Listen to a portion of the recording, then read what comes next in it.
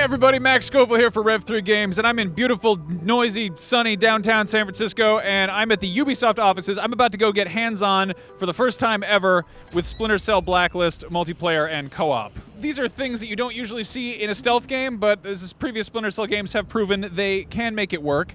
A lot of fans have been clamoring for the return of Spies versus Mercs, and that is something that Splinter Cell Blacklist is bringing to the table, so let's go see how it is. Interrupting. Told you this would get messy. For people who aren't familiar with it, what is Spies versus Mercs in a nutshell? Well, it's the most intense strategic stealth action multiplayer game that you're going to find. My God. That's a nice kill. We've got two teams. We've got spies who have to infiltrate a facility, locate three computer terminals with vital information. They got to hack those things before time runs out. On the flip side, we've got Mercs. Their job, shut them down by any means necessary. And these guys are armed to the teeth. They're heavily armored. They're the quintessential Merc, right? And the spies they're stealth. And they're getting in there. They're using shadows to their advantage. They're climbing walls. They're through vents. They're where you least expect them to be. And the Mercs, they're down on the ground and they're dominating that. They've got first-person perspective, 180-degree awareness. So everything that's in front of them is dead. We've got the spies who've got a much more heightened awareness, right? They've got 360 degrees, third-person perspective, so they can kind of get a sense of what's around them, get up into high spots and see the lay of the land, figure out what they want to do, where they got to go, get it done, and then disappear. The Merc, we're looking at providing the intel, right? They can't always see in the shadows. That's not their playground, right? They want the light. So sometimes you need to employ a gadget that you can place that highlights where those spies are. It lights them up essentially, and then you can suddenly see them. And that intel is shared with your teammates. We have the Hunter. That's one of the presets, and he has this aerial drone that he can deploy. And when he does that, that's usually when you know, okay, you know what? We got a spy. He's hacking. We can't get up there, but I got this thing. So you can fly it right into a vent, and if he doesn't see it coming, you can not only send that information of where he is back to your teammates, or detonate it. Deadly effect takes him right out. On the Spies side, you've got some very you've got the active camo ghillie suit.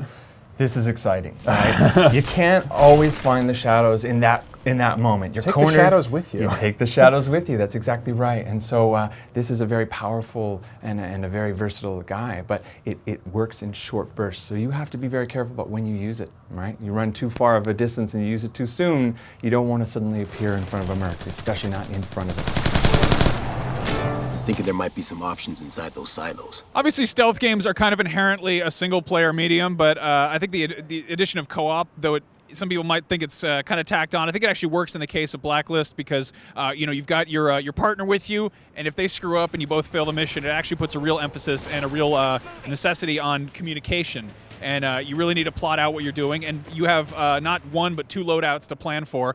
So if one person is handling the non-lethal stuff, the other person is handling the more lethal stuff, demolitions and things, and it's a sort of a two-part mission where in the beginning you can't kill anybody or get caught, but later on you've got a whole bunch of dudes flooding in at you. You've got a whole different layer of strategy there. Let's move before someone spots us. We wanted to show off a couple of maps today that were more stealth than the maps we've shown off in the past. So one is a Briggs mission called Missile Plant, and in that mission you have to start out infiltrating an Indian missile base. Now the Indian military are friendly, so you can't kill them, they can't know you were there, so it's a lot harder to get in for the action, maybe the action player. But overall we try and put a lot of different variety in all of our modes. As you're playing through this single-player campaign, you're able to talk to these different characters that are part of 4th Echelon, and they unlock missions for you. And even some of the 4th Echelon missions can actually be played single-player. We know we have a big single-player following, so we want to give players those opportunities. If they're more comfortable playing ghosting a map, by themselves, and they don't want that buddy that's going to mess it all up for them, they can. We know a lot of our fans see daylight maps and they get kind of worried that we're not supporting stealth, but every daylight map in the entire game supports stealth. You can ghost it. So we really want to showcase that today, show players that there's a lot less shadows to cling to, of course, but it's all about breaking line of sight. It's all about using distraction gadgets to your advantage and then cooperating, of course, watching each other's backs, marking enemies out so that each player can see them, and trying to cause distractions and chaos wherever you can.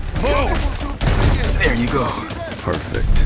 Splinter Cell Blacklist. It is out August 20th on all the current gen consoles. Who knows about next gen? I sure don't. Who it's going to be on that Wii U screen? I definitely don't know that. Anyway, you can check out the rest of our coverage right here on Rev 3 Games. I am Max Scoville. Take it easy.